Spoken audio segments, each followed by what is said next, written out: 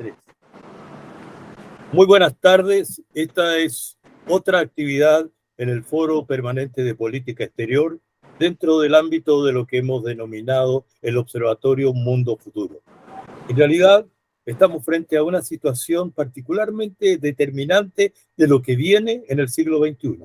Alrededor del concepto de ciberseguridad se están desarrollando dos realidades. Una, la constatación concreta de cómo los problemas de seguridad en el ámbito cibernético están siendo quebrantados de distintas formas o se está corriendo la barrera en distintos espacios. De hecho, ocurren prácticamente acontecimientos todos los días. Ayer y hoy hemos sabido, por ejemplo, de los hackers y su acción que ha tenido lugar precisamente en el caso del Observatorio Astronómico ALMA. Es un ejemplo más de los muchos que se acumulan en América Latina y en otras partes. Bienvenida María Pía, perdón. Bienvenida. Sigo entonces con la introducción. Lo que digo es que en realidad estamos con un tema que se expresa al mismo tiempo en el espacio de lo privado, en el sentido de una amplitud diversa, fundaciones, bancos, empresas, etcétera, y ya conoceremos todo el análisis desde ámbito de ese carácter precisamente por María Pía Aquebeque que nos acompaña. Pero también están las otras dimensiones, la que ocurre simultáneamente buscando darle normas, el espacio de la política en nuestras dimensiones. Ahí están los debates recientes, por ejemplo, en la International Telecommunication Union, donde precisamente una entidad de Naciones Unidas, nunca con la cual se ponen los ojos encima, prácticamente. Sin embargo, la disputa reciente por quién va a ser el secretario general tenía a un candidato de Rusia y a una candidata de Estados Unidos. Cabe decir que los votos fueron predominantemente para la candidata de Estados Unidos. Pero ¿quién estaba antes como secretario general? Un representante de China. En consecuencia, es allí, en la ITU, donde se están jugando variables de la política internacional en las cuales los observadores de lo internacional no siempre están colocando los ojos. Y es importante ver lo que está ocurriendo allí. Si eso lo emparentamos además con los registros que tienen lugar en otra agencia de Naciones Unidas, que es la Oficina del Registro de Propiedad Intelectual, la Oficina de Patentes, ya comenzamos a tener un escenario donde se están tejiendo circunstancias de poder alrededor de este ámbito y de este espacio. Por eso, en ese contexto, nosotros hemos querido plantearnos una pregunta mayor, y esta será una primera aproximación al tema. Lo que queremos decir es la ciberseguridad y sus proyecciones en las relaciones internacionales. ¿Hacia dónde vamos? ¿Qué es lo que viene? ¿Qué es lo que está apareciendo? ¿Qué oportunidades tiene eso para América Latina? Hace muy poco en Naciones Unidas se constituyó en el año 19 y la primera posibilidad, la decisión se tomó en diciembre de 2019 para tener un consejo, una comisión especial sobre el tema. Por la pandemia y otras cosas, esta entidad solo pudo comenzar a tener una reunión vía Zoom en febrero de este año. Y la primera, ya en vivo, por llamarlo así, ocurrió en julio recién pasado. Y allí ya aparecieron confrontaciones, miradas distintas, naturalmente tensiones además que se agregaron porque en la guerra de la invasión de Rusia en Ucrania aparecieron las variables de la ciberseguridad muy presentes allí también. En resumen, la introducción que estoy haciendo es que quiero decir, estamos hablando de un tema cuyas extensiones no sabemos hasta dónde ya están llegando y al mismo tiempo cuyos efectos desafían a la comunidad internacional, a mi juicio, y voy a afirmar esto, casi tanto como el tema del medio ambiente.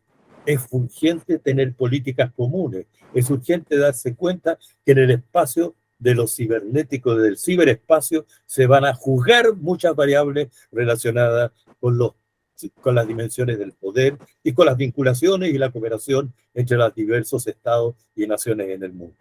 Esto permítanmelo colocarlo como introducción y entonces ahora vamos a dar pues 10 minutos a cada uno de quienes intervienen hoy día. Pedro Buchalaf, quien ha sido subsecretario en el área de las telecomunicaciones en Chile, un abogado conocedor y experto y que ha estado muy vinculado con las proyecciones políticas también del tema, será primero quien va a intervenir hoy día. Pedro, por favor.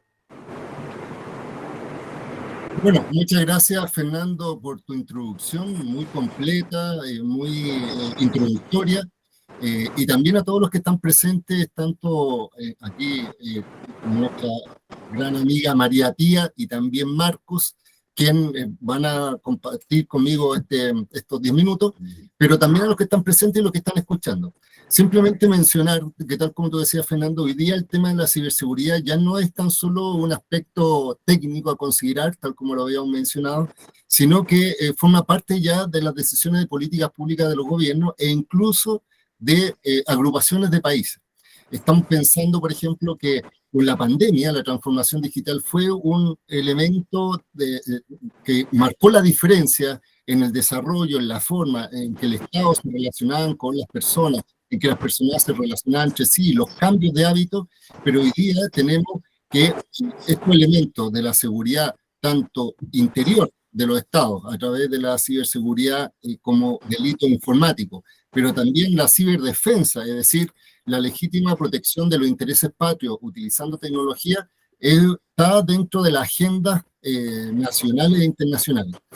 Solo para dar un ejemplo, hace muy poco, hace un par de días se publicó en España, o sea, en Europa, un reglamento especial que lo que regula, en este caso, son los mercados digitales y los servicios digitales, donde hace referencia, por ejemplo, a lo que son las plataformas digitales, hace referencia a lo que es la protección de los menores, habla también de la desinformación, es decir, se establece cierta responsabilidad de las empresas por este tipo de ámbito, y al mismo tiempo nosotros entendemos que a nivel internacional, fenómenos como los que tú mencionabas, Fernando, por ejemplo, la guerra entre Rusia y Ucrania, donde por primera vez encontramos lo que se denomina una guerra híbrida, es decir, una guerra tanto de física como también digital, nos marca un antes y un después en cuanto a la forma en que los estados tienen que enfrentar esto.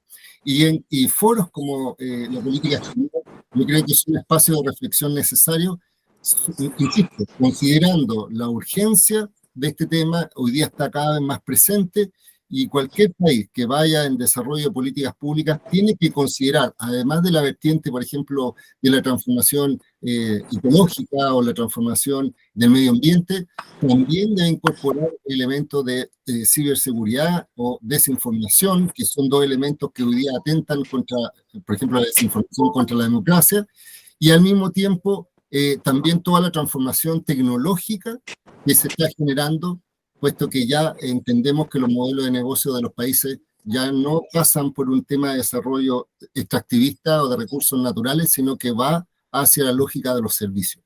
Y finalmente, para decir qué es lo que está pasando en Chile, tal como antes mencionábamos, Chile, a través de un tratado internacional, que fue el Convenio de Budapest, dio marcha o inicio a lo que es la obligación de Chile frente a otros países respecto a la incorporación de la ciberseguridad en serio. Es decir, establecer normativa, de hecho se modificó la ley de delito informático, avance hacia una normativa de regulación, por ejemplo, de infraestructura crítica y marco de ciberseguridad que se está desarrollando en el Senado y están dentro del Congreso, y también, obviamente, ver modelos de generación de algún entidad o organismo estatal que tenga atribuciones tan básicas como no tan solo sancionar a delincuentes, sino que también a las organizaciones para establecer estándares para que haya responsabilidad y finalmente que el Estado se haga cargo de esto en este proceso.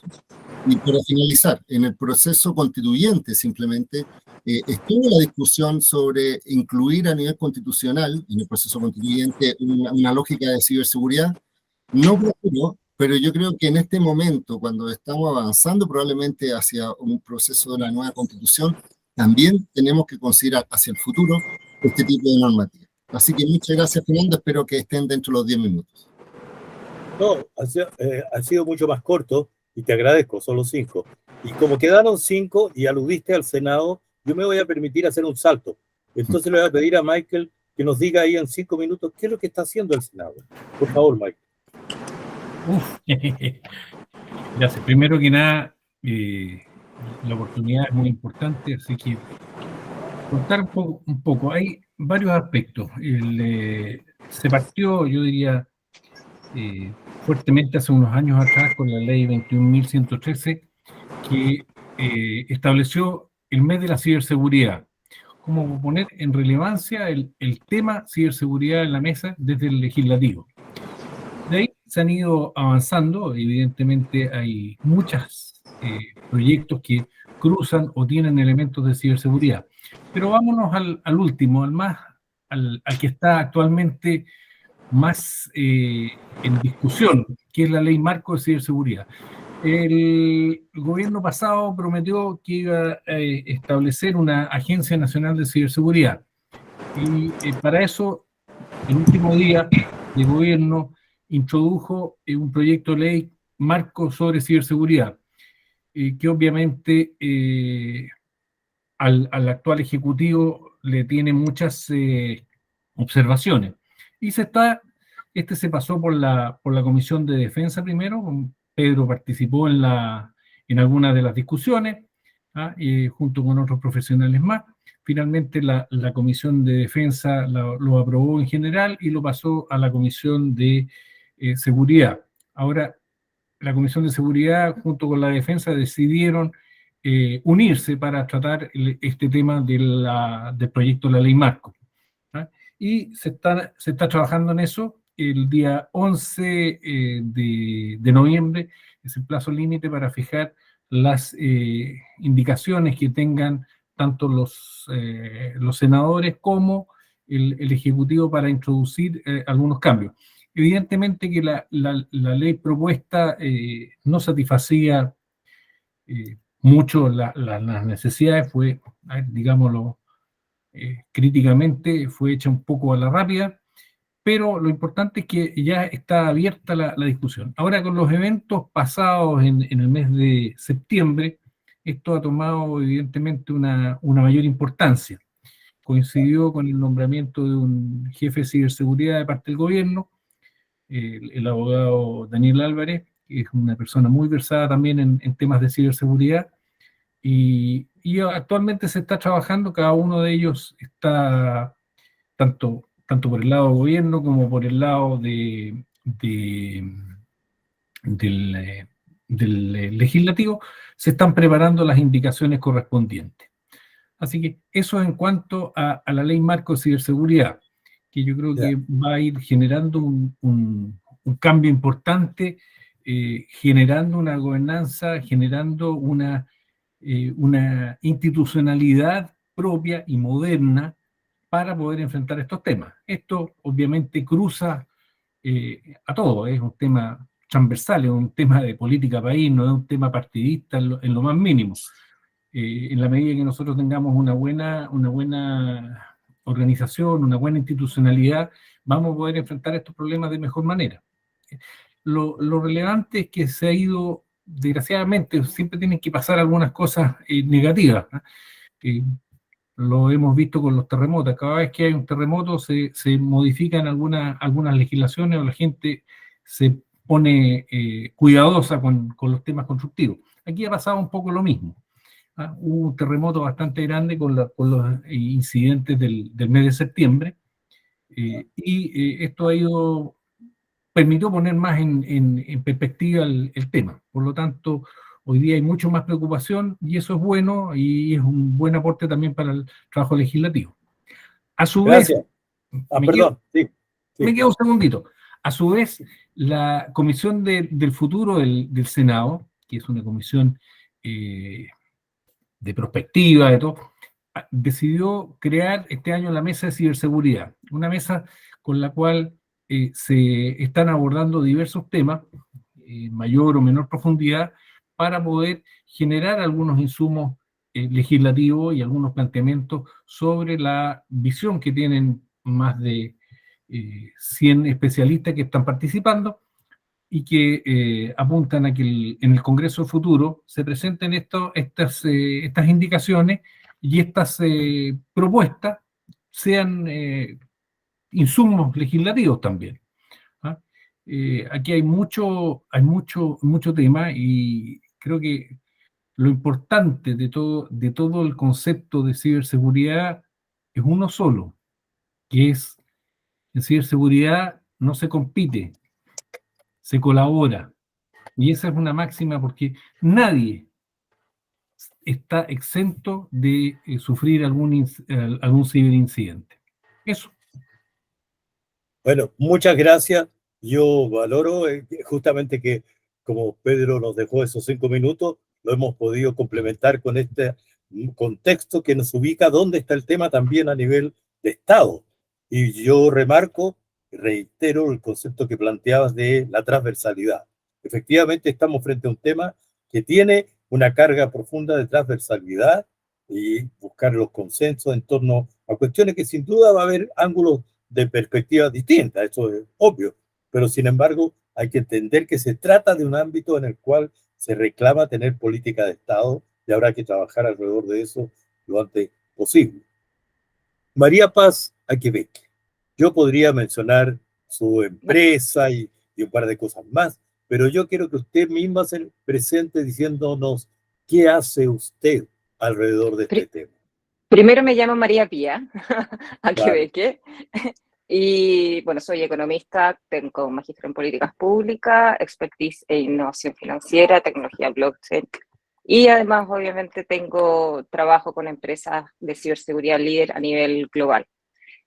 Respecto al tema de ciberseguridad, yo quiero hacer primero unas precisiones, porque creo que es un poco ingenuo pensar que recién, ahora con la guerra de Ucrania, estamos teniendo guerras híbridas y que recién ahora la ciberseguridad pasa a ser algo importante. Esto siempre ha sucedido. O sea, históricamente Rusia ha realizado ataques de ciberseguridad a países con los cuales tiene ciertos, digamos, niveles de conflicto y por eso es que existen departamentos de defensa que llevan años desarrollando tecnologías, como por ejemplo la criptografía, entre muchas otras, que se han desarrollado justamente para elevar los niveles de ciberseguridad. Lo que ha sido distinto en el caso de la guerra de Ucrania es que usualmente los ataques de ciberseguridad eran centralizados, es decir, era desde un país a otro país con un foco muy claro.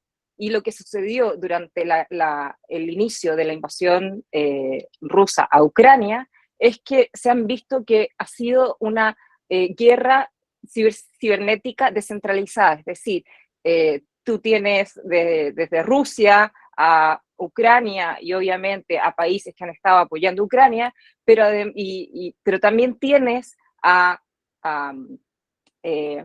digamos, expertos en tecnología y en ciberataques que han estado alterando los sitios web ya sea de Rusia o de Ucrania, promoviendo la paz, ¿ya? Y promoviendo entendimiento. Entonces, que ha sido mucho más desordenado y eso ha sido la característica distinta.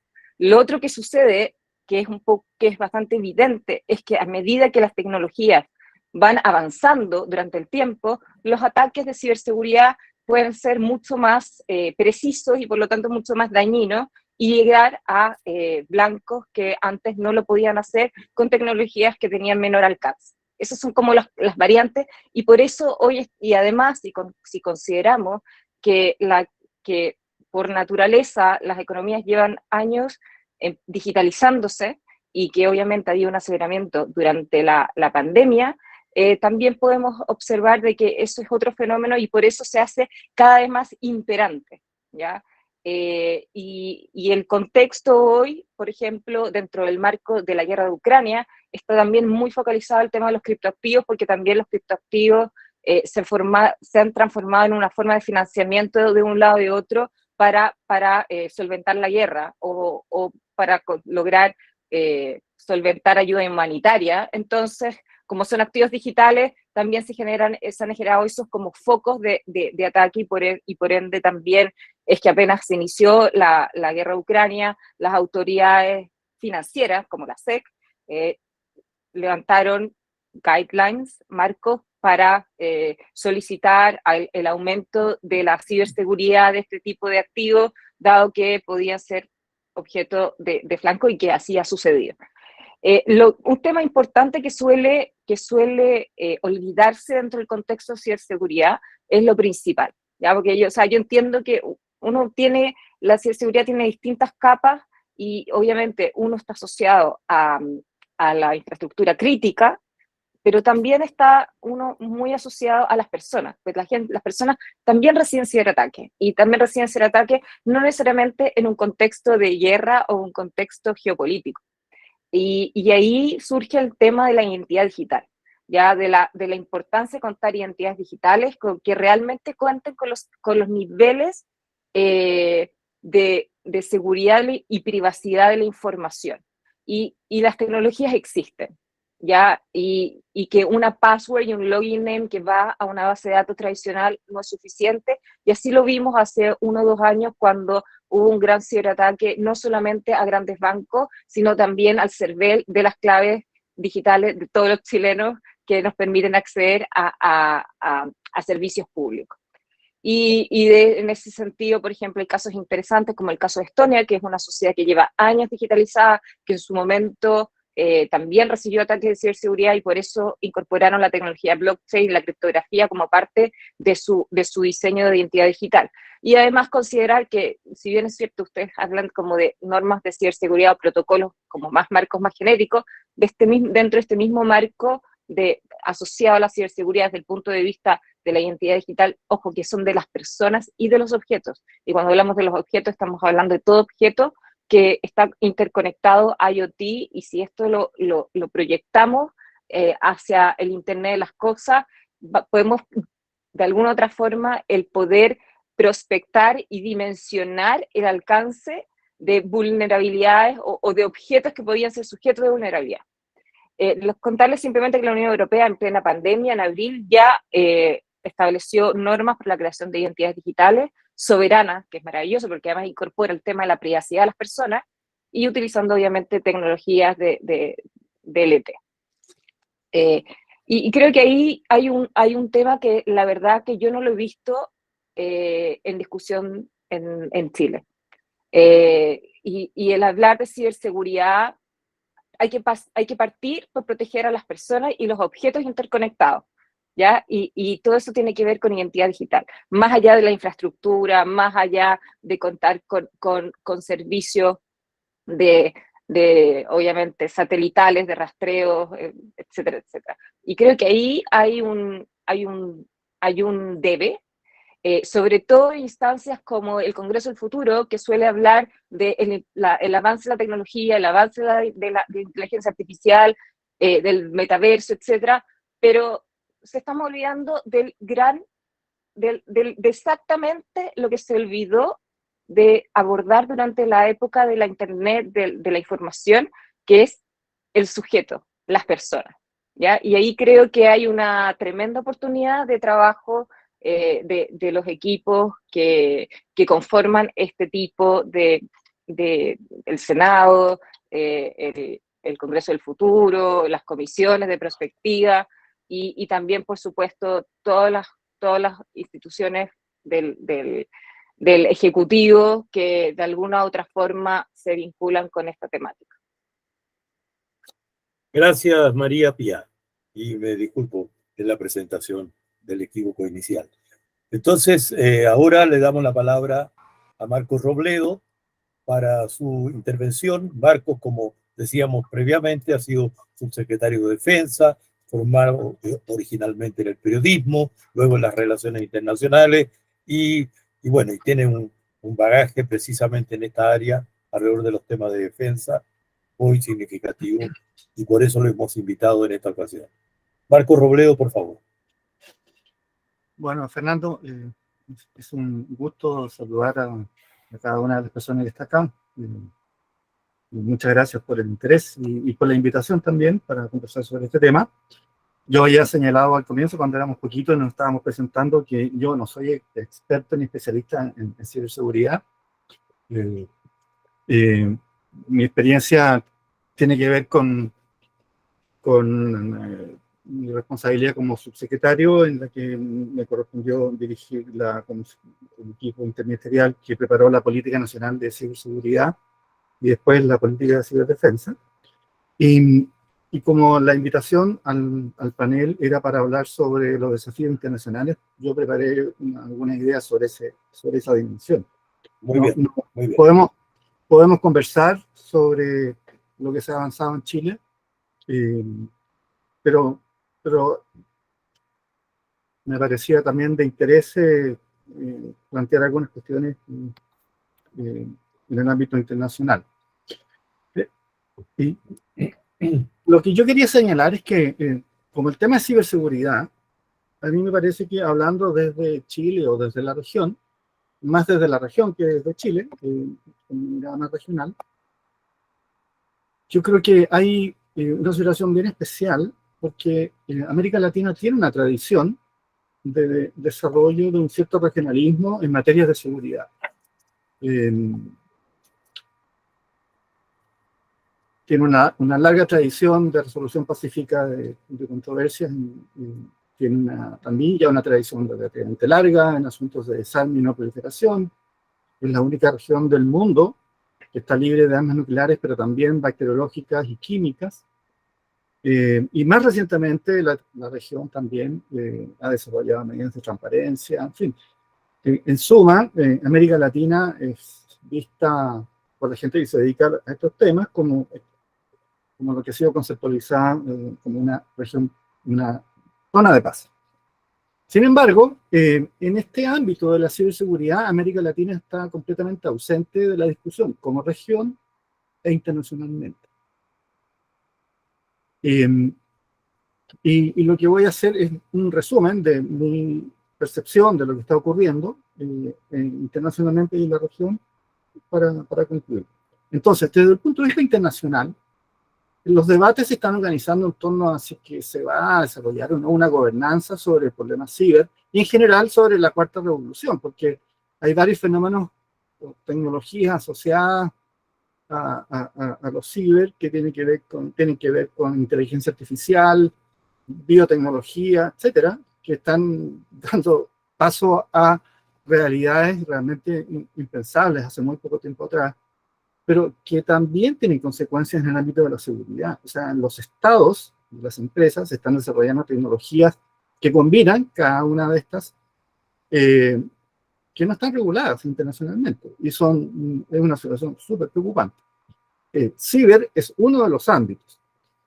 Y en este ámbito, yo diría que la discusión más fuerte es respecto de si ciber como ámbito en la práctica está en estado de naturaleza o no. Es decir, si va a ser regulada por normas internacionales o no. Y porque en la práctica se están desarrollando operaciones militares todo el tiempo en el espacio ciber. Entonces, la normativa internacional todavía es débil. Y de hecho hay más bien acuerdos plurilaterales o subregionales como los que se mencionaban recién. Yo añado a eso, por ejemplo, tengo por acá el libro, las normas que se han ido acordando entre los estados que participan en el manual de Tallinn, por ejemplo, ¿no? En el marco de la OTAN. Es interesante, ahí se ha ido desarrollando un código internacional respecto de la conducta de los estados en materia ciber, pero nada de eso es todavía vinculante, ni mucho menos está legitimado en términos multilaterales. Hasta ahora se han desarrollado negociaciones multilaterales en el marco de Naciones Unidas. El trabajo que publicó Fernando menciona algunos de estos foros, y en general yo diría que la participación de América Latina en los foros es bastante débil. Son pocos los estados que están participando. Yo tengo acá la cantidad, pero no voy a darle el detalle porque van a perder tiempo. Son pocos los estados que están participando en los foros y menos todavía las organizaciones de sociedad civil. Tanto en el marco de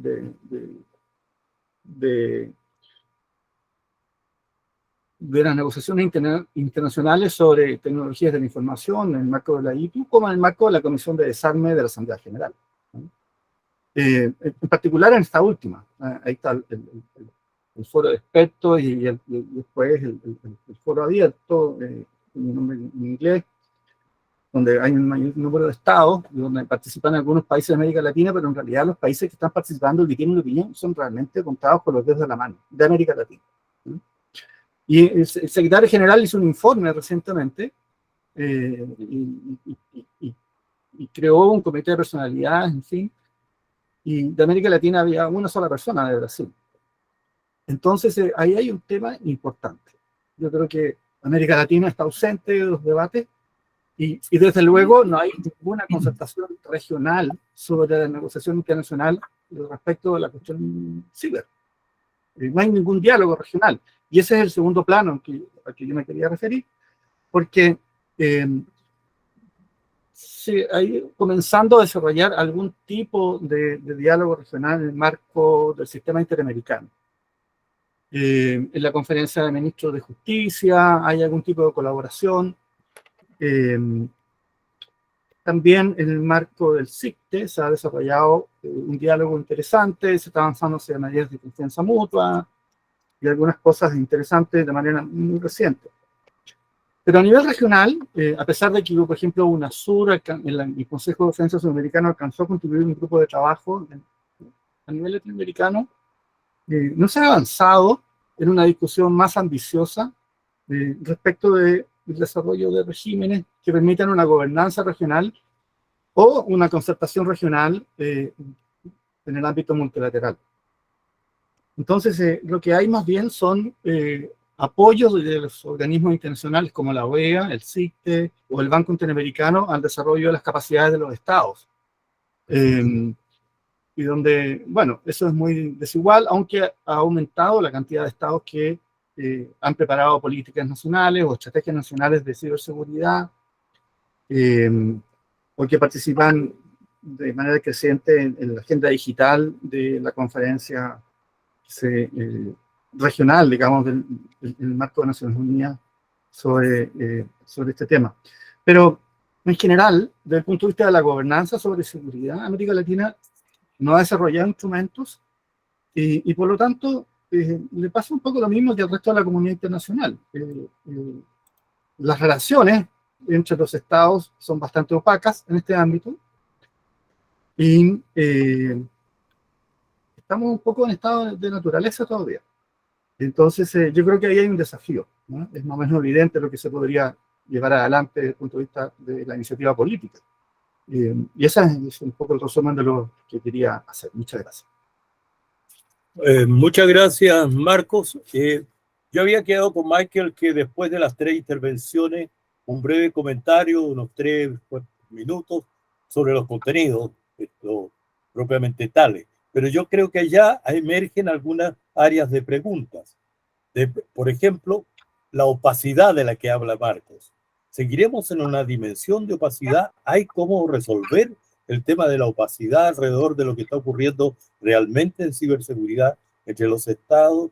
Por otra parte, es muy atractivo la colocación que hace María Pía sobre el tema de los sujetos, las personas, como destinatario final de los efectos de todo lo que va ocurriendo alrededor del tema de ciberseguridad en todos los planos, desde lo que va a ocurrir con los espacios del Internet de las cosas, hasta el Internet urbano y otras dimensiones de ese carácter. Las llamadas ciudades inteligentes, etcétera, son todo un área de desafío también. Y por supuesto, en consecuencia, la otra dimensión que también colocaba Pedro sobre la necesidad de instrumentalizar instituciones desde las cuales empecemos a mirar nuestra propia realidad concreta. O sea, Chile 2030, ¿qué es en términos de ciberseguridad? Quizás esa es la pregunta más de fondo que nos debe usar. Michael, por favor, unos 3 minutos. 3, 4, bueno, por ahí. Bueno, la primera cosa, Chile 2035. El año pasado se hizo un trabajo bien interesante por parte de la Comisión de Transporte y Telecomunicaciones sobre cómo veíamos al Chile digital del 2035, los pasos a seguir, temas de conectividad, etc.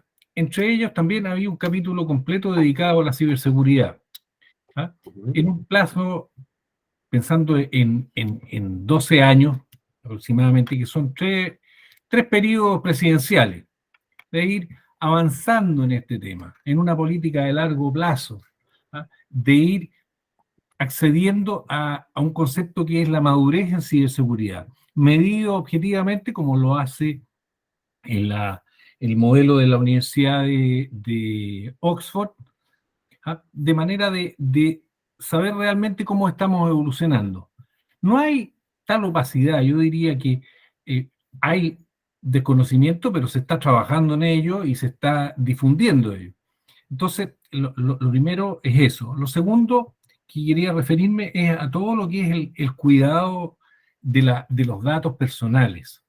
Está en segundo trámite constitucional, si mal no recuerdo, la Agencia Nacional de Protección de Datos. O sea, de establecer normativas y orgánica e institucionalidad respecto a lo que es la protección de datos. El principal activo de cada una de las personas. Nosotros somos muy cómodos para entregar, por ejemplo, nuestro root, y entregamos con ello un montón de información a terceras partes y no tenemos idea de qué es lo que hacen. Con un simple root uno puede encontrar un montón de información en la red, es cosa que ustedes hagan ese ejercicio. Entonces, se está avanzando, sí, no a la velocidad que quisiéramos, porque la verdad que los procesos legislativos en general son más lentos que los procesos que hoy día estamos acostumbrados a ver con los avances tecnológicos. En algunas cosas estamos bastante atrasados. Pensemos que la ley de delitos informáticos, datada del año 1992, 93 por ahí, y entre medio han pasado hartas cosas. En ese tiempo no había ni siquiera internet, el correo electrónico no era un sueño. Lo peor que podíamos ver era que alguien se robara una base de datos o nos infectara un computador. Entre medio pasaron un montón de cosas hasta que nos actualizamos y sacamos una muy buena ley de delito informático, la alineamos con el estándar europeo, que es el convenio de Budapest. Somos uno de los países que lo ha suscrito, por lo tanto los delitos informáticos ya estamos en condiciones de perseguirlos transfronterizamente. O sea, hay avances, no estamos en la edad de piedra ni en las cavernas. Muy al contrario, estamos avanzando, y eso es una cosa importante. No nos miremos en menos. Lo que sí, el desafío, y ustedes veo que aquí hay muchos que han participado en todo lo que es las relaciones internacionales, hay que pensar en un concepto más allá. Tenemos que pensar que estamos inmersos, y la ciberseguridad está inmersa en un concepto un poco mayor, que es el ciberespacio, que por lo demás es la primera creación de un ecosistema absolutamente hecho por el hombre, en la cual hay que poner leyes, en la cual hay un montón de cosas que evolucionar. Y entre ellas, por ejemplo, pensar, ¿acaso no tendremos que entrar a mirar en la posibilidad de contar con ciberembajadores? De relacionarnos de manera formal con otros países en el ciberespacio. Recordemos que es una cosa bien extraña porque el ciberespacio no reconoce fronteras. Las fronteras físicas a las cuales nosotros estamos acostumbrados, la verdad es que en el ciberespacio no existen. Así, por ejemplo, lo que pasó con el Banco de Chile hace unos años atrás, que fue robado o atacado, y finalmente fue a parar ¿dónde? Probablemente a Corea del Norte, que fueron los que organizaron este ataque. Y sacaron algunos milloncitos de dólares que le han permitido a lo mejor al señor de Corea del Norte jugar con sus juguetitos atómicos, financiado con un ciberataque. ¿Cómo lo perseguimos eso? ¿Cómo perseguimos, por ejemplo, a estos señores de Guacamaya que hicieron toda la difusión de la información del Estado Mayor Conjunto? ¿Cómo los perseguimos a ellos? ¿Cómo los seguimos? Porque evidentemente que cometieron un delito y pusieron a disposición mucha información que era privada.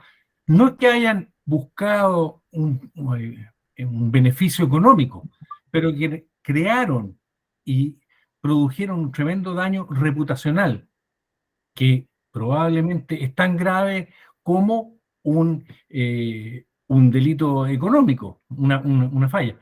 si a uno lo desprestigian por la red, la verdad es que cuesta recuperarse. Entonces, Okay. hay muchas dimensiones en las cuales tenemos que mirar. Yo los invito a ustedes a darle esta mirada fuera de la caja y pensar en cómo, desde el punto de vista de las relaciones internacionales, nos vamos a insertar en el ciberespacio.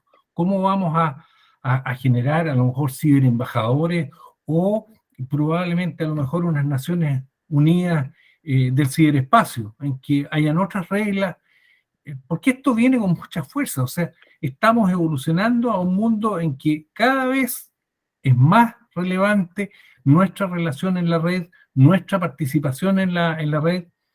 Cada vez vamos a generar otros problemas, vamos a tener que preocuparnos por otros derechos. Entonces tenemos que pensar que esos derechos tienen que estar además protegidos desde la perspectiva de la ciberseguridad. Yo quisiera hacer una precisión. Primero, Gracias. que la ley de Muchas protección de gracias, datos...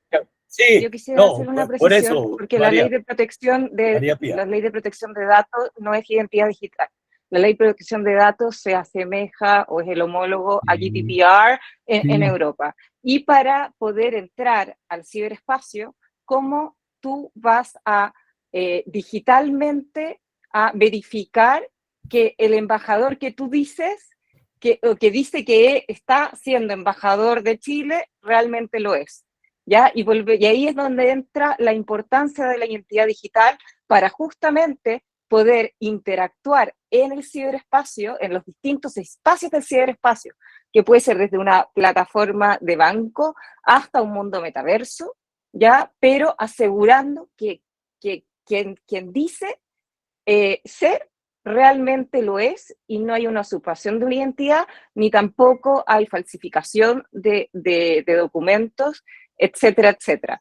Entonces, volvemos a la esencia. Y lo otro, que el tema de la identidad digital, tanto de personas como de objetos, es un tema geopolítico.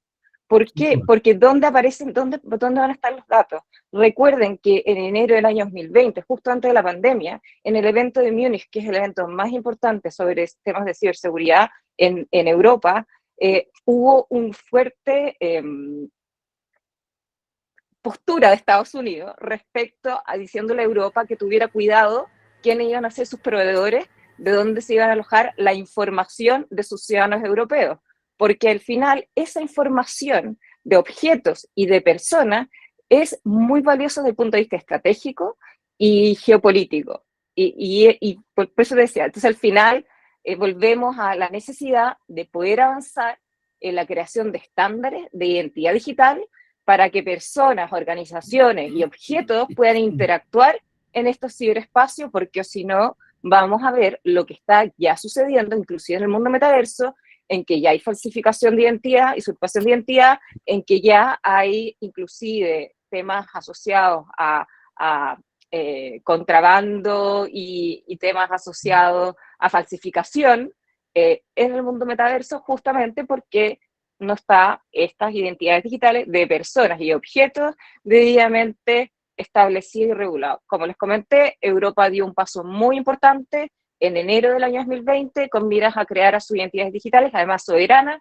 España y Alemania ya han firmado inclusive acuerdos de reciprocidad de esta identidad digital soberana, que además utilizan tecnologías DLT para aumentar la ciberseguridad, la seguridad y además los procesos de autenticación de información sin necesidad de compartir los datos.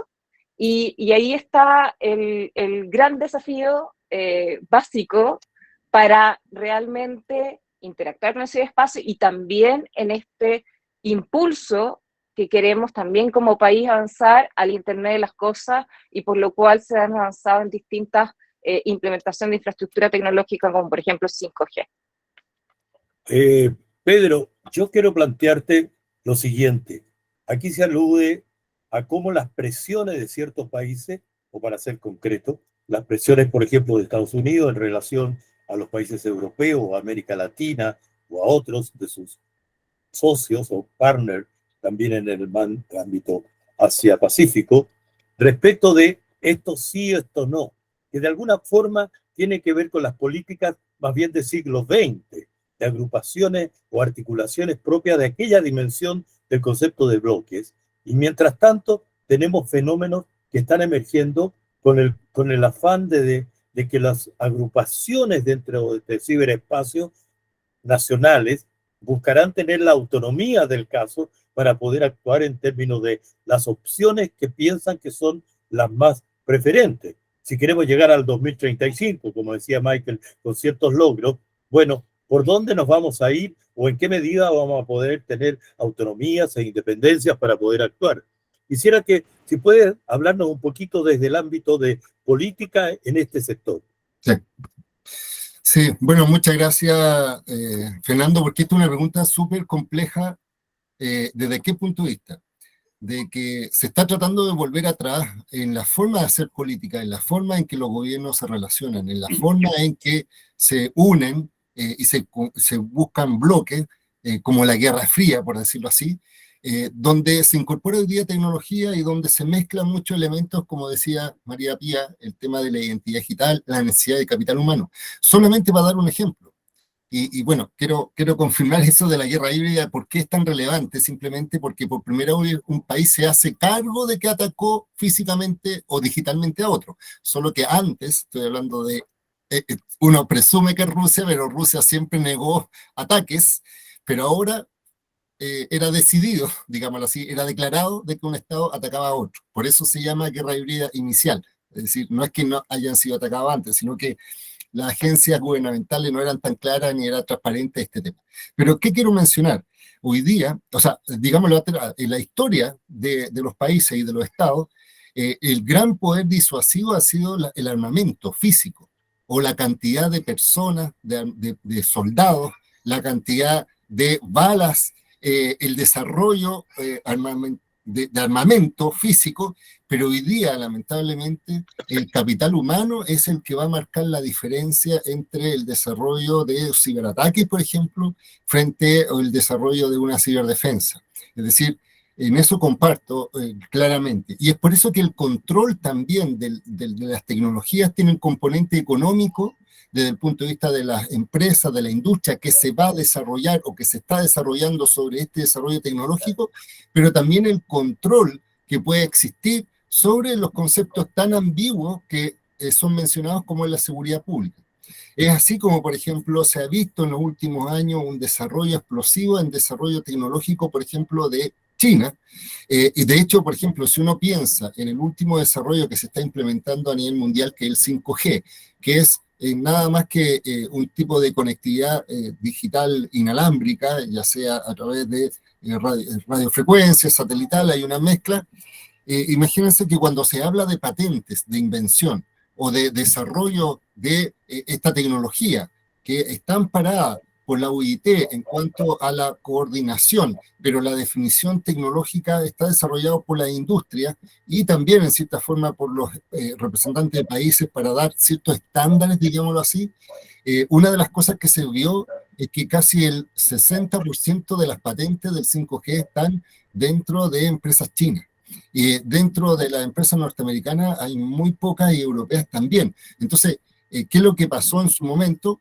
Este negocio, digámoslo, del 5G se dio cuenta que iba a generar la necesidad de tener infraestructura, la necesidad de tener tecnología, la necesidad de tener dispositivos, la necesidad de tener profesionales. Entonces aumentó explosivamente, y si a uno lo suma, como decía María Pía, el tema de Internet de las cosas, es decir, de los dispositivos que se van a conectar a la red, entendiendo que 5G no es una tecnología para unir personas, sino que es una tecnología para unir cosas, tenemos hoy día un problema desde el punto de vista de control, tenemos un problema desde el punto de vista de la gobernanza de la red y también del punto de vista de cómo se impulsa esta nueva economía digital por un país para tratar de monopolizar lo que ocurría antes, por ejemplo, con el petróleo. Uno sabía quiénes eran los que estaban desarrollando el petróleo, el cobre, uno sabía quiénes eran los mayores productores, pero ahora el desarrollo tecnológico es tan amplio, tan difuso, que en definitiva buscar un control es súper complejo y por eso aparece una mirada geopolítica. Por eso yo decía que Donald Trump fue el primero que fue decidido en darse cuenta a diferencia de Europa, que en Europa ha tenido un segundo plano en cuanto al desarrollo, digámoslo así, de económico, de tecnología, como que ha pasado un poco hacia el lado, pero Donald Trump se dio cuenta que Estados Unidos estaba perdiendo la posición del desarrollo tecnológico, estaba perdiendo la posición del despliegue de redes, y es por eso que conformó esta alianza que se llama de los 5 ojos, con sus países aliados, estamos hablando de Japón, de Australia, Reino Unido, para establecer cierta sincronía en decisiones fundamentadas en la seguridad nacional.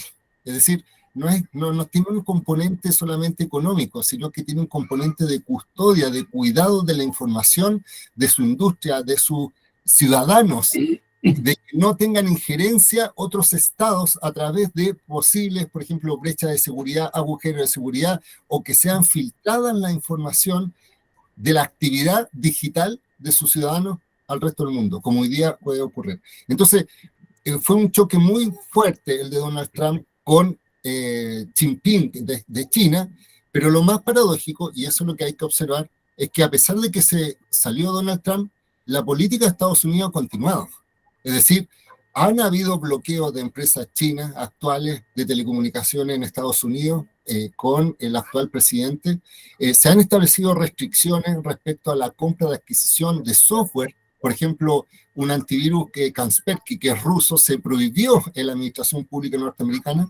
Entonces uno dice, un país maduro, democrático, que tiene una lógica de libre mercado, que tome de decisiones estratégicas de soberanía, como el control del software del antivirus, como la infraestructura habilitante, como la compra de chip y otros equipamientos, ¿qué nos deja a nosotros como Chile, que somos el jamón del sándwich? Que por un lado tenemos nuestro socio comercial principal, que es China, pero por otro lado estamos en una región que obviamente tenemos buena relación con Estados Unidos y con la política de Estados Unidos respecto a la región. Y es por eso que finalmente, insisto, Europa avanza muy bien en regulación, avanza hacia un ecosistema regulatorio donde habla, por ejemplo, aspectos tan importantes como el aspecto ético de la inteligencia artificial, sobre el elemento de seguridad nacional, sobre el elemento de ciberseguridad, sobre mercados digitales, en el componente del mercado único europeo, pero los que estamos en el borde, los que estamos afuera, Chile, no tiene mayor decisión, pero que puede tener un vínculo geopolítico relevante, como por ejemplo, que es una lógica que nosotros avanzamos, que Chile sea el hub digital de Latinoamérica. Cuando nosotros, imagínense lo que nosotros, cuando fui subsecretario de Telecomunicaciones, nos tocó impulsar la conectividad dentro del territorio nacional. ¿Para qué? Porque hoy día, estoy hablando hoy día y ayer fue, por primera vez, por ejemplo, se hizo una videoconferencia desde Arica hasta Puerto William con 5G, es decir, una conectividad de alta velocidad con última tecnología entre los dos extremos del país, y por tanto nosotros podemos decir que hay una carretera digital. Lo que Lagos decía, las grandes carreteras de cemento eran las que unían el país, hoy día las carreteras digitales son las que le dan continuidad dentro del territorio nacional, con lógica de soberanía, pero con una lógica de presencia geopolítica entre dos sectores. Yo creo que es el desafío, y este tipo de foro es entender que tenemos que tener una posición, tenemos que tener una definición, tenemos que tener un impulso, pero siempre pensando en que el capital humano es el más importante, más allá que simplemente infraestructura o fierro o cables que al final se oxidan. En cambio, las competencias de las personas van a marcar la diferencia. Gracias. Pedro, muy bien. Marcos, alguno de los comentarios, por favor, tras estas intervenciones, pero yo quisiera, en todo caso, marcar un punto, por lo menos que a mí me resuena. Tú hablabas de que por distintos factores, porque no tenemos la dimensión de las armas nucleares ni las biológicas, esta es una zona de paz. Pero da la impresión, después de lo que hemos escuchado, que sin embargo, en el ámbito de la ciberseguridad, no parecemos estar en el espacio de la zona de paz, sino que al revés, parecemos ser un escenario de tensiones y de complejidades y de confrontaciones de potencias mayores usando nuestro escenario particular. No sé, es una suerte de pregunta, hipótesis o como quieras tomarla. Gracias, Fernando. Mira, yo creo que Claro, lo que ha ocurrido es que se está produciendo un desacoplamiento en el proceso de globalización. Hay una disputa. Esa disputa incluye la dimensión tecnológica. Y América Latina, como decía Pedro, está en el medio de la disputa entre Estados Unidos con China, también de Estados Unidos con Rusia. Y el riesgo para América Latina es ser capturada en esa disputa en todas las dimensiones, incluida la dimensión del desarrollo tecnológico, del ciberespacio, etc. Entonces, por eso, en mi opinión, desde un punto de vista político, debería otorgarse una cierta prioridad al desarrollo de la participación de América Latina en los foros multilaterales, donde se está intentando negociar una gobernanza internacional sobre el fenómeno e impulsar simultáneamente un tipo de regionalismo que considere una forma en que América Latina desarrolle instrumentos o regímenes que le permitan mantener cierta autonomía política en esta disputa geopolítica, también en el ámbito ciber. Y mi comentario simplemente es que, a pesar de que en otros ámbitos América Latina en su momento fue capaz de desarrollar estas normas regionales o de tener un protagonismo en las discusiones multilaterales en otros ámbitos de seguridad, en esta ocasión, o en este periodo histórico, digamos, no estoy hablando de este año, estoy hablando de un periodo, América Latina está ausente y no desarrolla un regionalismo suficientemente importante como para responder al tipo de problemas que enfrenta. Entonces, yo simplemente estaba llamando la atención sobre ese lado débil de América Latina y la revisión, por ejemplo, de la participación es bien clara. En el grupo de expertos gubernamentales de la Comisión de Desarme de la Asamblea General, solo participan 3 estados de la región, Brasil, México y Uruguay. En el Open-Ended Working Group han participado 12 países de América Latina que han comentado algunos informes. Argentina, Brasil, bueno, Canadá no es de América Latina, pero es de la región. Chile, Colombia, Cuba, Ecuador, México, Nicaragua, Uruguay y Venezuela. Y los comentarios han sido, en general, la participación ha sido en general baja. Solo 3 estados presentaron documentos, Working Papers, Canadá, Cuba y México. Canadá no es latinoamericano. Y de la sociedad civil latinoamericana, solo participaron el Instituto Igarapé de Brasil, Derechos Digitales de Chile, y por lo demás hay que reconocer ahí el rol de Daniel Álvarez, que ha sido el fundador de Derechos Digitales y hoy día está a cargo de la agenda de ciberseguridad en el gobierno. La Fundación Carisma de Colombia y la Red de Defensa de Derechos Digitales de México. 4 ONGs participando en un foro global solamente de América Latina. Y en los regímenes internacionales de control del crimen en materia ciber, solo 8 países de América Latina han adherido a la Convención de Budapest: Argentina, Chile, Colombia, Costa Rica, Panamá, Paraguay, Perú y República Dominicana. Entonces la región está básicamente atrasada y ausente, y si no participa en la creación de la gobernanza, la van a gobernar. Así de simple. Ese es el punto que intentando hacer. Gracias. Yo quería, bueno, abrir un poco el espacio a ciertas preguntas, pero también puedo provocar. Mario Troncoso, yo quería pedirle a usted, que es asesor en ciberseguridad y estos temas, por lo que veo, que si puede hacer la pregunta que quiera, desde luego, y a quien quiera, pero también algún comentario al respecto. Por favor. Sí, antes que todo me disculpo un poco, estoy congestionado, encerrado hace todo este fin de semana largo, pero estoy aislado, así que eso es lo primero. Y mi garganta no anda muy bien. No, sí, agradecer la invitación que ha hecho Michael en relación a participar. Yo soy uno de los integrantes que está participando en la mesa de ciberseguridad de la Comisión del Futuro. y me dedico a este tema de la ciberseguridad con harta pasión, como lo he escuchado a ustedes y son referentes en este tipo de foros. Me gustaría preguntarle al ex subsecretario de Defensa, Marco Robledo, básicamente cómo él ve el tema de la ciberdefensa, más allá de lo que haya ocurrido con el incidente de Elenco, en relación a los países latinoamericanos o en relación básicamente a Argentina y Perú, dado que él tuvo la posibilidad de haber sondeado, me imagino, en su cargo, porque en general se habla de ciberseguridad de las empresas, libertad de las cosas, etcétera, etcétera. Sí, estoy muy de acuerdo con lo que se ha dicho. Pero Pedro dijo algo muy importante que fue incluido en, como estrategia nacional o en la política de defensa nacional. O sea, está tomada la ciberseguridad por Estados Unidos como un activo de defensa nacional. ¿Cómo ve, Marcos, el tema con Argentina y con Perú? Si puede explicar un poco. Gracias. Ya. Voy a ver si hay otra pregunta. Quiero decirles que yo no los veo a todos por X cosas de pantalla, así que le pido que sencillamente quien quiera hacer una pregunta en este momento, abre el micrófono y la haga, por favor.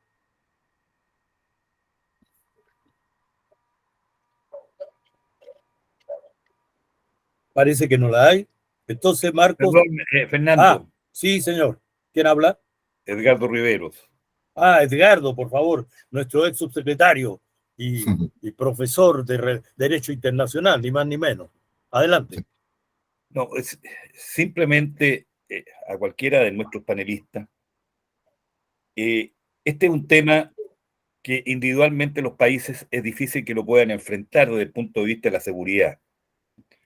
Y por lo tanto se requiere colocar esto en perspectiva multilateral.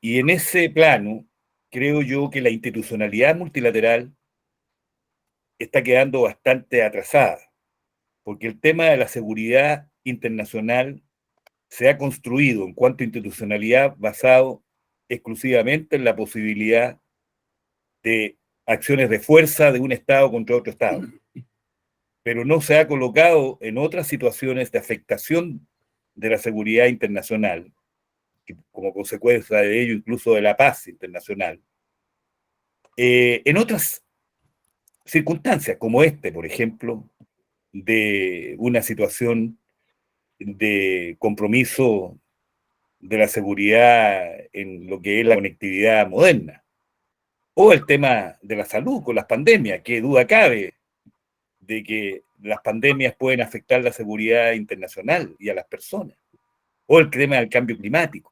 Entonces, en mi perspectiva y mi inquietud es cómo enfrentar el tema de la institucionalidad internacional y particularmente el desafío que tiene el multilateralismo en esta materia y que particularmente es interés o debiera ser interés de los países como el nuestro, que como aquí se ha dicho por todos los expositores, quedamos bastante en una situación desmedrada con respecto a la lucha de las grandes potencias en esta materia. Yo tomo esas dos preguntas pensando que la segunda pregunta pues la pueden trabajar María Pía y Pedro cuando les dé la palabra. Marco, al tema concreto que te plantearon. Muchas gracias. Durante el periodo, a propósito de la pregunta, que agradezco a Mario, que me correspondió desempeñarme como subsecretario, se pusieron en marcha algunas iniciativas que después quedaron suspendidas por los eventos que siguieron en los años siguientes. Pero básicamente lo que se hizo fue poner en marcha por primera vez entonces a nivel regional. No estoy hablando de lo que se avanzó a nivel nacional, porque eso es conocido en el sentido de que se puso en marcha la política nacional de ciberseguridad y la política de ciberdefensa. Pero a nivel regional se logró un acuerdo en el marco de del Consejo de Defensa Sudamericano, para constituir un grupo de trabajo sobre ciberdefensa de carácter permanente. Y el objetivo de la creación del grupo fue justamente promover el diálogo entre los ministerios de defensa para desarrollar mayor transparencia en este ámbito. Y el grupo quedó copresidido, a propósito de la pregunta, por Perú y Chile, a propuesta de Chile. Entonces se estaba iniciando ahí un proceso de diálogo importante, que fue, desgraciadamente, fue suspendido al cesar el funcionamiento del Consejo por el cese de UNASUR, probablemente tal. Y desde entonces no se ha retomado un diálogo de carácter multilateral. En todo caso, en el grupo de trabajo participaban todos los países de UNASUR, y la coordinación le correspondía a Perú y a Chile, y si recuerdo bien, también a Colombia. Entonces, había ahí un cierto esfuerzo en marcha, y la lógica, en todo caso, era justamente darle más transparencia a la conducta de los estados y avanzar hacia un cierto compromiso regional, en este caso subregional, sudamericano, respecto de cuál iba a ser la conducta de los estados, un compromiso multilateral, para establecer un estándar, ¿no? Un estándar normativo que se reflejara eventualmente en normas vinculantes, en fin, o en prácticas, en fin, pero que permitiera ir avanzando en la dirección que estábamos señalando desde América Latina, primero, construir con nuestra propia estabilidad en este ámbito, ciber, y también desde América Latina, a partir de esa práctica, tener una opinión sobre el tipo de construcción de la gobernanza multilateral. Gracias. María Pía, 3 minutos, por favor, y después Pedro, porque ya vamos acercándonos al cierre del encuentro. Fernando, ¿quieres que responda una pregunta o de cierre? Sí. No. En torno a la pregunta que planteaba Ricardo Rivero, un poco ¿La de la dimensión. la puedes repetir? Gracias. Yo diría, a ver si te interpreto bien, Edgardo, pero en 2 palabras, la dimensión de cómo lo multilateral puede desarrollar y asumir este fenómeno nuevo que está acusando todas las variables de los países y de las sociedades. O sea, hay una carencia de derechos. Sí. Lo Yo no sé cómo lo ves tú. Sí, adelante. Tenemos que entender de que hay una carencia de institucionalidad. Claro, hay una carencia de institucionalidad. Tenemos que entender que son capas y que el problema de la carencia de institucionalidad no solamente para el tema de ciberseguridad, sino para los temas de la economía digital en general, no han sido abordados porque las instituciones cuando se formaron tenían digamos, un carácter más geográfico y no como tienen las características, ya sea temas de ciberseguridad o de la economía digital, que son, al final no tienen frontera, ¿ya? Entonces, ahí estamos, primero que comprender esa naturaleza, y por eso hemos tenido problemas en la era de Internet y ahora se siguen agravando en la era del valor, que es la era de blockchain. Y eso, comprendamos eso, hay que hacer una transformación del concepto digamos, de forma de operar a nivel multilateral, partiendo por eso. Y lo otro que siempre va a suceder, que debieran haber un marco genérico multilateral, no obstante, la verdad que al final, como bien ya se planteó, los países tienen contextos que son distintos, y los contextos tienen que ver con presupuesto, con desarrollo tecnológico, o sea, piensan que ya hay cosas muy básicas como de cobertura de Internet en un país difiere totalmente del otro, o cobertura o, digamos, calidad de la red, y que eso también afecta justamente el poder implementar algunas medidas, ¿ya? Y entonces yo creo que hay 2 cosas, hay que ver un poquito eso. Genérico, creo que Estados Unidos ha sido muy activo desde el inicio justamente de la invasión de Rusia a Ucrania para empezar a entregar lineamientos de ciberseguridad. Hay marcos de ciberseguridad, está el marco NIST, que se opera desde un nivel organizacional, país, hasta las organizaciones a nivel más pequeño, empresas, etcétera, y empezar pero volvemos a temas básicos. Por ejemplo, el tema, repito, volvemos al tema, cuando uno vuelve a temas de ciberseguridad, de la protección de la persona, hay que mirar los estándares que están utilizando países como Europa, principalmente, porque multilateralmente todavía no se resuelven los temas de la economía digital. Entonces no podemos esperar que resuelvan además los problemas de ciberseguridad. ¿Ya? Yo creo que hay que buscar las buenas prácticas, las prácticas que protegen a las personas, y también con esta mirada de futuro. Y esto creo que es súper trascendente, porque como bien dijo Pedro, estamos en una convergencia vertiginosa de tecnología que nos está llevando a desafíos también que van a ser éticos. Hoy estamos en un renacimiento digital, ¿ya? Y que va a dar cabida a esa cuarta revolución industrial, que en realidad ni siquiera es una cuarta revolución industrial, sino es una nueva forma de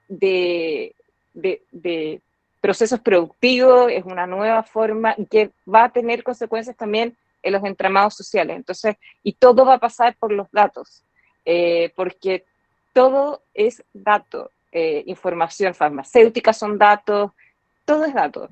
El conocimiento se transfiere a través de datos. Entonces, por eso el partir con el foco en identidades digitales de personas y objetos es clave. Para que tengan una idea y para cerrar y para que empiecen a conceptualizar, desde el punto de vista de blockchain, la tecnología tiene una tercera etapa de implementación que tiene que ver con la tokenización de activos, ¿ya? Y activos pueden ser derechos o propiedad sobre activos reales, o su gemelo digital, ¿no? Cuando uno lleva a los mundos metaversos. Eso combinado con identidades digitales, se combinan con identidades digitales para llevarse a los ciberespacios. Entonces, si no estamos pensando en cosas que son tan básicas, digamos, cuesta el resolver cosas que son bastante más grandes.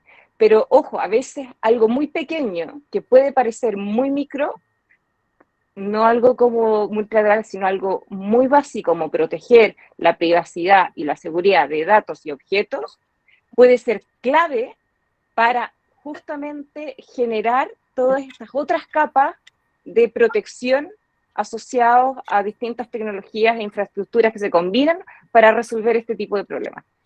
Hay que partir de la esencia.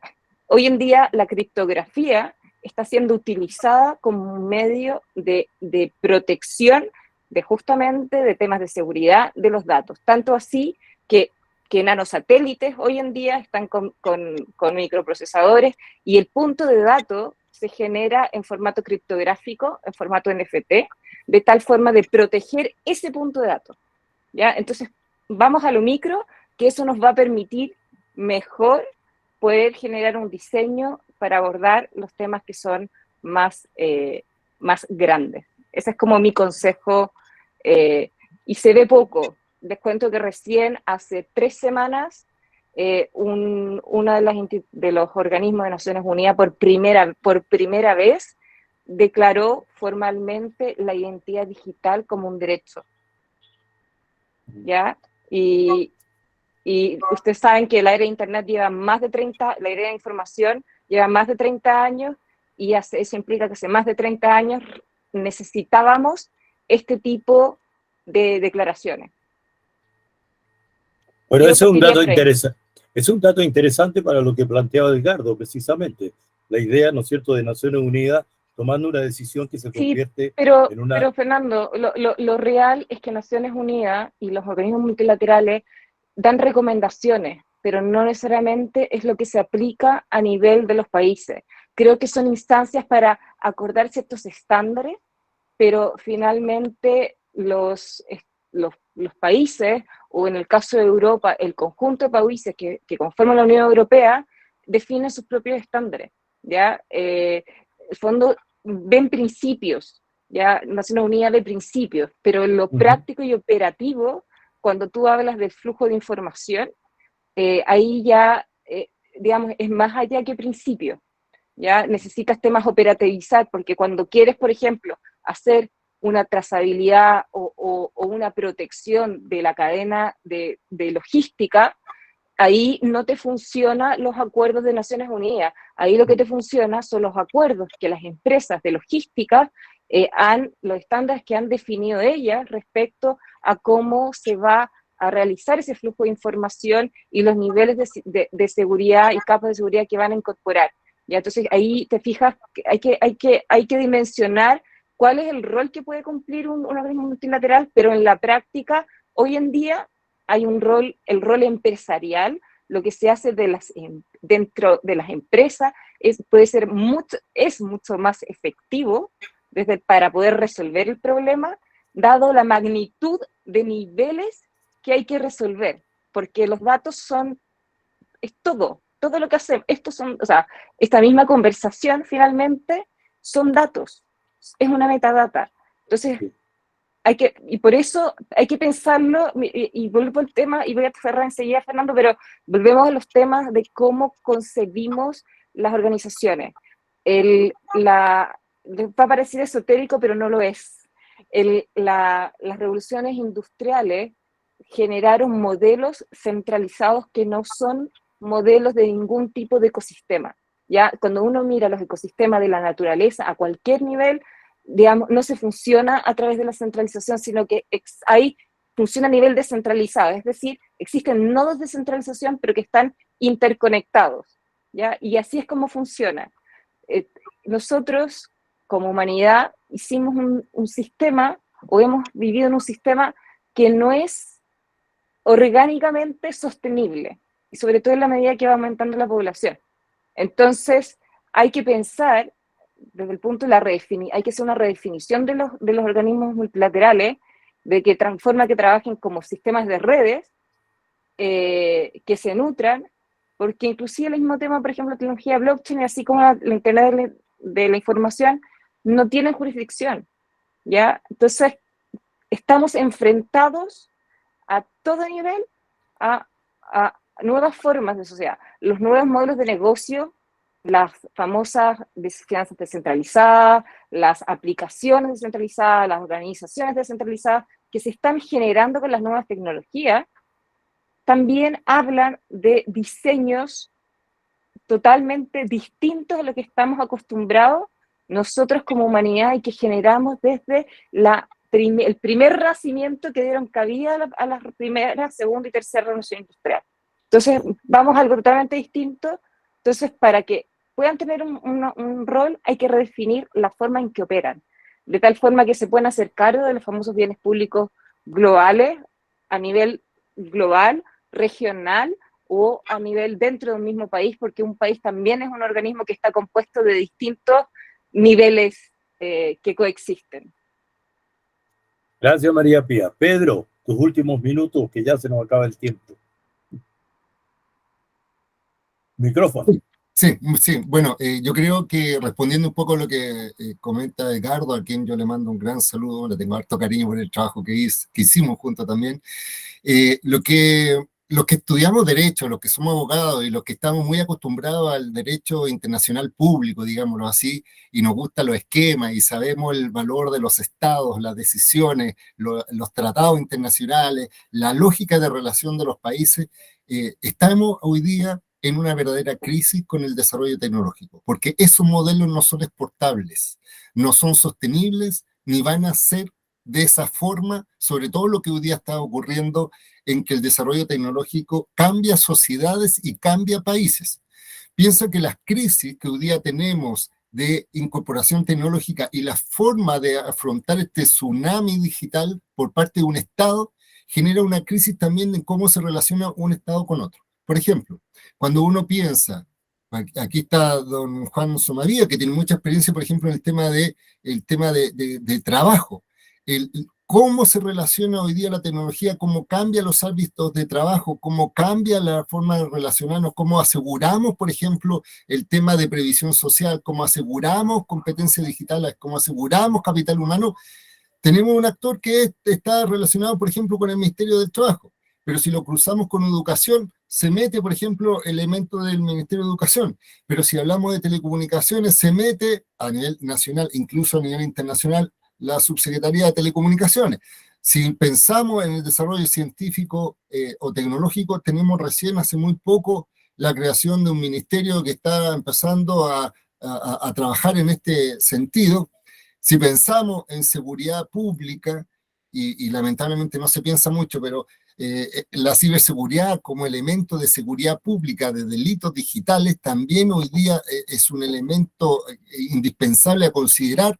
Y si mezclamos defensa, tenemos finalmente, como yo le decía, una cantidad de actores dentro de un Estado que tienen que coordinarse para poder afrontar. Pensemos ahora cuál es la posición de un Estado frente a otro Estado, o cómo, por ejemplo, los tratados internacionales han dejado de lado un poco esta lógica. Piensa, por ejemplo, un elemento, a propósito de una discusión que se está dando hoy día a nivel de Chile de tratado, el TPP-11. Uno de los elementos del TPP-11, por ejemplo, establece hoy día la lógica de que, por ejemplo, los estados firmantes no pueden exigir que las plataformas como base de datos, como almacenamiento en la nube, tengan que estar dentro del territorio nacional de los firmantes, como obligación.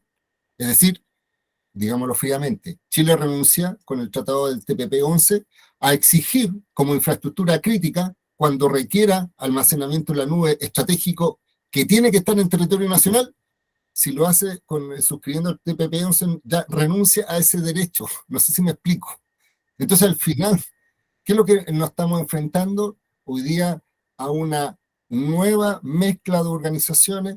Por ejemplo, lo que yo mencionaba de lo que decía también María Pía, donde los estados como la Unión Europea han avanzado bastante en conceptos como identidad digital, como el tema de algoritmos y transparencia de datos, de algoritmos de inteligencia artificial, como por ejemplo no uso de inteligencia artificial para fines bélicos. También está el tema, como mencionábamos, sobre la primera incorporación de plataformas digitales y la responsabilidad. Pero piensen hoy día que existen modelos de negocio de plataformas sobre plataformas. Es decir, imagínense, hay una aplicación que fue sancionada recientemente en Francia, que lo que hace es capturar imágenes de redes sociales. Es decir, nosotros tenemos nuestro perfil en Facebook, en Twitter, en Instagram. Esas plataformas responden por la actividad de los usuarios, pero esta otra aplicación capta todas esas imágenes, y esta empresa que se llama ClipView, que es norteamericana, tiene más de 22 mil millones de imágenes de los usuarios de todo el mundo, y tiene un algoritmo de inteligencia artificial que hace identificable a una persona si un Estado le pide, por ejemplo, le muestra una foto y dice, identifícame quién es la persona. Entonces, se cruza, estoy hablando desde el punto de vista internacional público, temas como privacidad, como seguridad nacional, como el tema también de economía de escala de negocios, como inclusión a la información, porque esta empresa monopoliza a quien le da esa información que es estratégica, incluso que puede ser utilizado para fines de defensa o de terrorismo. Entonces, siento que hoy día la crisis que tenemos a nivel internacional, sobre todo con la lógica de entender cómo nos relacionamos entre países, no se va a resolver fácilmente hasta que no haya, primero, decisiones y donde las Naciones Unidas entienden, por ejemplo, que ese modelo de reunión de distintos países para establecer ciertos principios, como hace un tiempo estableció el principio de acceso a Internet como un derecho humano, establezca ahora otra forma de relacionarnos donde la gobernanza tenga que ser compartida y tenga que haber limitaciones éticas, limitaciones democráticas, limitaciones también de convivencia, entendiendo, y ahí donde está el principio internacional de no inmiscusión o de no inmiscuirse en los asuntos internos de un país, pero que puede afectar, obviamente, a terceros. Eso, Fernando. Gracias. Bueno, yo les agradezco porque creo que este ha sido un debate, yo lo llamaríamos como empezamos a correr las cortinas en el caso del foro.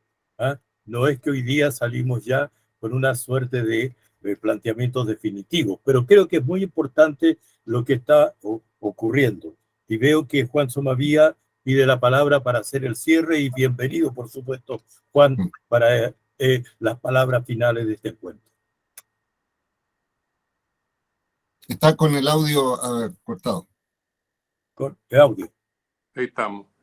Gracias, Fernando, pero yo quisiera que las palabras finales las tuvieran algunos de los participantes, porque la verdad que quiero agradecer enormemente, creo que ha sido una riqueza, digamos, enorme, y quedan múltiples conceptos a profundizar, a conocer mejor y a desarrollar, y ese es el objetivo del foro. Pero yo quisiera hacerles, si pudieran, en el cierre final, particularmente a María Pía y a Pedro, digamos, ¿qué tenemos que hacer nosotros de aquí al año X? 35, ¿cuándo? Y que de todo lo que ustedes han dicho es la prioridad sobre la cual tenemos que partir. Y que en consecuencia tenemos que desarrollar X número de cosas en nuestras políticas públicas, en nuestra política privada y me parece que muchos de los temas que han tocado ustedes en la cultura, en la comprensión de cambio de sociedad, digamos, en que estamos viviendo. ¿Dónde hay que partir y cuál es la inversión que eso implica? Juan, gracias por la pregunta porque la encuentro súper interesante. Yo te diría que partir por crear un estándar de identidad digital y además avanzar en la ley de protección de datos personales. ¿Por qué? Porque el fondo, cuando tienes esa base, también vas a permitir el desarrollo económico de los distintos sectores de sus plataformas, en todo lo que tiene que ser además su camino hacia la digitalización real de la economía, sobre todo ahora que se está empezando a avanzar y se va a empezar a avanzar debido a la ley FinTech, a no solamente hacer transacciones de mensaje sobre activos, sino que se van a transar activos en línea, porque eso es lo que permite la tecnología blockchain a través de criptoactivos. Entonces, por eso partiría identidad digital, estándares de identidad digital de personas, objetos y ley de protección de datos personales. Y creo que, y eso también es muy clave, porque estamos hoy empezando, el Banco Central ya empezó el proceso de research o de investigación para avanzar en el diseño de un CBDC del peso chileno. O sea, y ahí volvemos al tema, lo básico, la identidad digital, la protección de datos. ¿Y cuál sería el tipo de inversión que se requiere para hacer lo que estás diciendo? Mira, desde el punto de vista de inversión, de partida hay que tomar definiciones, ya hay que tomar definiciones de quién provee la identidad digital, si la provee el Estado, lo provee el sector privado. En Suiza, por ejemplo, hubo esa discusión hace como un año atrás. En el caso, y lo otro sería observar los estándares que está utilizando la Unión Europea, ya que vienen de hecho del ecosistema blockchain español Alastria, en base a lo que tiene que ver con autenticación tanto del individuo como de sus credenciales. Y existen proveedores que entregan esa información. Y recordar que Estonia utiliza este mecanismo de identidad digital hace ya bastantes años, y que de hecho transitó a una identidad digital soberana utilizando tecnología blockchain justamente después de un ciberataque. Esto lo sé de primera fuente del expresidente de Estonia, con el cual he tenido la oportunidad de conversar 3 veces. Y el fondo, y así ha logrado mantener esta economía totalmente en línea, en una forma segura. Hay proveedores que proveen esto. Lo otro que es importante, Juan, es la definición de dónde va a estar lo que se conoce como la infraestructura PKI y los datos, porque lo que, como bien también señalaba Pedro, es estratégico de qué países pueden tener acceso a esa información dependiendo del proveedor, y pasa a ser una información también de geoestrategia. Recordemos que Chile puede ser un país pequeño, pero hay 2 cosas. Primero, tenemos recursos naturales de alto interés para diversas tecnologías que son estratégicas para potencias como Estados Unidos y China. Y por otra parte, que en el caso que se avanza, no sabemos si va a suceder, pero que si Chile en algún momento realmente avanza a tratar de transformarse en una plataforma financiera, vamos a volver lo central vamos a estar en los mismos temas.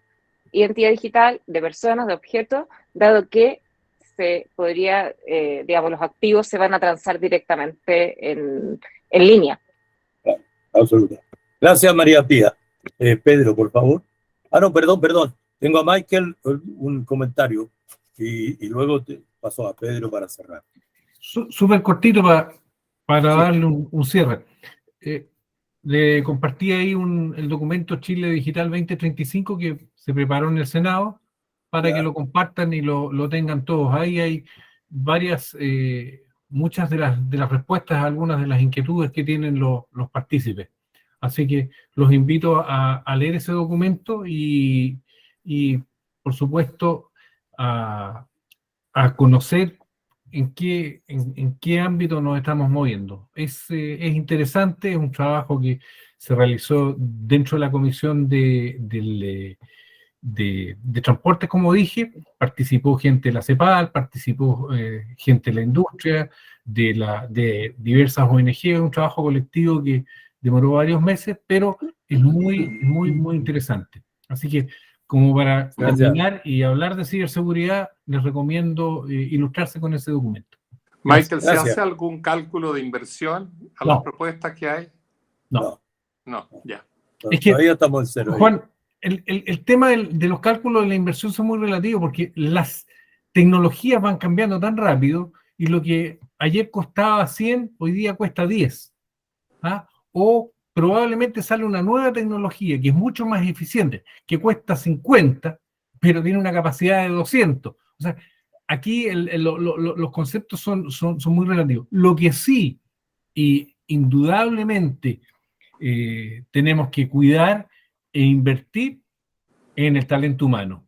El talento humano es clave en esto. O sea, en la medida que nosotros vamos detectando talento, vamos formando, tenemos que tener miles de especialistas. Nosotros planteamos ahí en el 2035 tener del orden de los 10.000 especialistas en ciberseguridad al año 2035. Yo creo que nos vamos a quedar cortos, pero por lo menos una meta. Es una meta y ya las universidades, los centros de formación están apuntando a preocuparse por este tema de la ciberseguridad. Recordemos que son carreras nuevas, son formaciones nuevas, en que probablemente el énfasis que se le da hoy va a ser distinto al que se le dé en 2 años más o en 5 años más.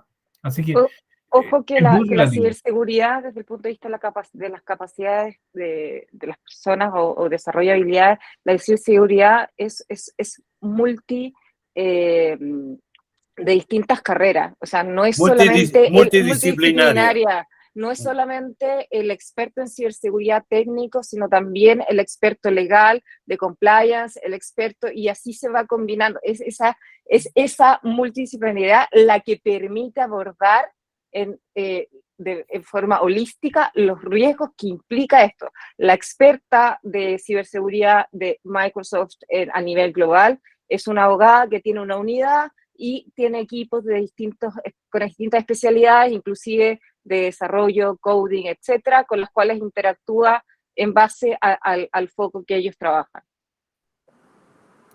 Pedro, una última palabra, ahora sí.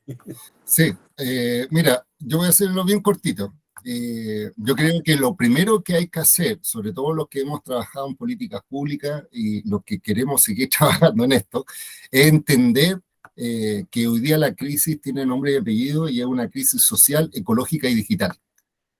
Es simple, esos son los pilares base de entender el nuevo fenómeno social y hacia dónde estamos avanzando. De hecho, justamente se desarrolló por una fundación española, europea, este mismo tema. Me pidieron una visión, en este caso digital, pero por eso te digo que hay que pensar la transición social, la transición ecológica, es multidisciplinaria la visión, como dice María Pía, y en cuanto al tema de costo de inversión, va a depender de cuál es el sector productivo que tú quieres potenciar. Por ejemplo, cuando estábamos hablando del chasis digital de telecomunicación en el país, estamos hablando de fibra óptica, de tener base sobre la cual se desarrolle toda la industria superior de servicios, tecnología, etcétera. se calculaba en 20.000 millones de dólares la infraestructura habilitante. Estoy hablando solo de fierros. Después hay que sumar todo lo que dice relación con la lógica de formación, capital humano, exploración, educación, desarrollo científico, desarrollo de papers. Imagínate que en tema de inteligencia artificial hoy día los principales desarrolladores de papers académicos a nivel mundial son los chinos, concentrando casi el 70% de los académicos que están hablando de ese tema. Así es. Y en cambio, los más citados son norteamericanos, pero son los que tienen menos. Pero si tú te das cuenta, la inteligencia artificial es una tecnología creada e inventada por un grupo de personas selectas. Es decir, piensa en el teléfono. Fue todo un proceso de descubrir la onda electromagnética, después los cables, después el teléfono inalámbrico, o sea, alámbrico, después inalámbrico. Ha habido una evolución de desarrollo científico. En cambio, cuando se decidió generar la inteligencia artificial, fue un grupo de científicos que se reunieron y dijeron, desarrollemos la inteligencia artificial. Quien tiene el monopolio de este tipo de desarrollo científico, tecnológico, va a tener el monopolio, obviamente, del futuro. Por eso, finalmente, solo como dato, imagínate que aquí en Chile tenemos distintas instituciones, insisto, el Ministerio de Interior para el tema de seguridad interior, el Ministerio de Ciencia que fue recientemente creado, la Subsecretaría de Telecomunicaciones que está dentro de transporte, nadie entiende por qué está dentro de transporte, pero bueno, está dentro de transporte. Pero piensa en un modelo como España, donde existe un Ministerio de Asunto Económico y Transformación Digital, donde tienen secretarías de Estado de Telecomunicación e Infraestructuras Digitales, o la Secretaría de Digitalización e Inteligencia Artificial. O sea, estamos, si uno nos compara, en el mismo mundo y hablando con lenguaje e instituciones distintas. Si no cambiamos, si no nos adecuamos, si no avanzamos hacia entender el valor estratégico, y si seguimos hablando, perdónenme que sea tan franco, en la ley de presupuesto, cómo podemos tener más plazas públicas y más iluminación, y no pensamos en qué vamos a tener, cómo vamos a formar profesionales, cómo vamos a tener desarrollo científico, cómo explotamos, como dice María Pía, recursos naturales estratégicos como el cobre, que antes se utilizaba para algunos fines y hoy día son parte esencial de componentes, de chip, de vehículos. El hidrógeno, el litio. El litio, el hidrógeno verde, la energía renovable y todo este componente. Imagínate Punta Arenas, el lugar estratégico fundamental para la observación de la Tierra de rastreo de satélites, porque es el lugar donde por la forma pasan la mayor cantidad de satélites y por tanto se pueden ofrecer hasta servicios. Entonces, si todavía no entendemos eso, estos espacios es para esa reflexión y el espacio para decir, los países desarrollados, insisto, se van a formar y vamos a ver una brecha. Y yo lo dije en su momento, tal como en su momento hubo un estallido social por un tema económico, de desigualdad económica, el día de mañana va a haber un estallido digital por la desigualdad entre los que están con acceso y los que están sin acceso, los que tienen servicios digitales y los que no tengan servicios digitales. Eso, sí. Muchas gracias. Juan, y respecto, bueno, pues, no tengo un monto para, sí, no tengo un monto, pero sí respecto, es importante entender, por lo menos desde el punto de vista de las identidades digitales, que hay distintos modelos de diseño y al final el costo va a depender del diseño que se quiera utilizar. Tú puedes tener modelos totalmente descentralizados o que haya un ente que conecte y sean proveedores descentralizados. Entonces va a depender de cuál sea, cómo se diseñe. Por eso creo que es interesante analizar los casos que ya existen, como el caso de Estonia, como el caso de las identidades digitales que se planea implementar en Europa, que además es muy interesante porque hay dos modelos y tienen que interconectar todos los países que van a tener uno de esos dos modelos, uno que va a ser o la identidad digital europea o una nacional que dialoga con esta europea. Entonces, creo que ahí hay un buen punto de partida. Bueno, muchas gracias. La verdad que yo creo que hay resonancias que quedan dando vueltas. A mí me parece muy impresionante, por ejemplo, la afirmación, que si no me equivoco la hizo Michael, de que el ciberespacio es la primera creación que viene del ser humano totalmente y que en consecuencia no responde a leyes naturales previas o condiciones previas, sino que es lo que se ha diseñado a partir de la capacidad tecnológica científica acelerada en muy pocas décadas, en muy pocas décadas. Y entonces la dimensión de creatividad que existe ahí sobrepasa las formas clásicas del derecho como lo teníamos, de la normativa como la entendíamos, a la luz de las herencias de la era industrial particularmente y todo lo correspondiente. En segundo lugar, hay un tema muy fuerte, la idea de que la economía digital no tiene fronteras. Y esto, ¿no es cierto?, de alguna manera entra en una tensión con todo lo que se ha diseñado y que incluso hasta ahora estamos diseñando, en el sentido de que el Tratado de Libre Comercio es entre este país y el otro país y el otro país. Y mientras tanto hay corporaciones que están aplicando su propia estrategia por encima del globo en distintos países simultáneamente, pidiendo autorizaciones, capacidades de actuar en esas diversas geografías, pero que tienen su propia estrategia de crecimiento, desarrollo y transformaciones. Entonces la economía digital que no tiene fronteras es un dato tremendamente determinante para pensar en consecuencia que la multilateralidad de la que preguntaba Edgardo y esta dimensión, la multilateralidad, pero ¿de qué laterales? Y ese es el cuento. O sea, ¿cuáles son los laterales de la multilateralidad que viene? ¿Eh? Porque hasta ahora cuando hablamos de multilateralidad, obviamente en nuestras cabezas estamos pensando de Estados, ¿eh? Y de la concepción de los estados entrando en acuerdos, etcétera. Y sin embargo, la realidad dinámica está mostrando la interacción de la gente común y corriente, que también tiene prácticas transfronterizas cotidianas, todos los días, a cada rato, jóvenes, nosotros, todos, tenemos prácticas cotidianas transfronterizas para dialogar, para buscar datos, para todo. Entonces, estamos en esa dimensión y allí es donde el concepto de renacimiento, en el sentido de la interdisciplinariedad que es capaz de crear algo nuevo, no obstante que están las partes previas presentes, es también un dato fundamental del nuevo escenario. Yo creo que nos quedan muchas preguntas dando vueltas, pero sobre todo está la invitación a entrar, yo creo a partir de hoy, en que un foro de política exterior aquí en Chile tiene que entender que el mundo que está afuera, o sea, lo exterior es totalmente distinto a aquello que pensábamos como lo exterior hasta no hace mucho. Y aquí creo que yo quería comentarte, Fernando, que justo acabamos de lanzar un libro junto con Héctor Casanueva, que de hecho está ya disponible inclusive en Amazon, que toca estos temas, en cómo justamente el tema de la economía digital, el tema del cambio de la globalización y el tema también de la sostenibilidad, ya, o sea, del desafío del cambio climático. El libro lo pueden encontrar por Amazon, se llama Perspectiva del siglo XXI. Aquí, estoy viendo el título completo. Perspectiva del siglo XXI, entender las megas tendencias y la nueva globalización para construir futuro desde la perspectiva estratégica. Somos 5 autores y así que los invitamos también si quieren profundizar sobre todos estos temas y los nuevos diseños de economía digital, etcétera, etcétera, los invitamos a leer el libro. Muchas gracias por esta nueva información concreta que se une al documento de Chile 2035, el Chile Cibernético 2035. Bueno, Marco Robledo, gracias. Marco Robledo, muchas gracias. Pedro, muchas gracias.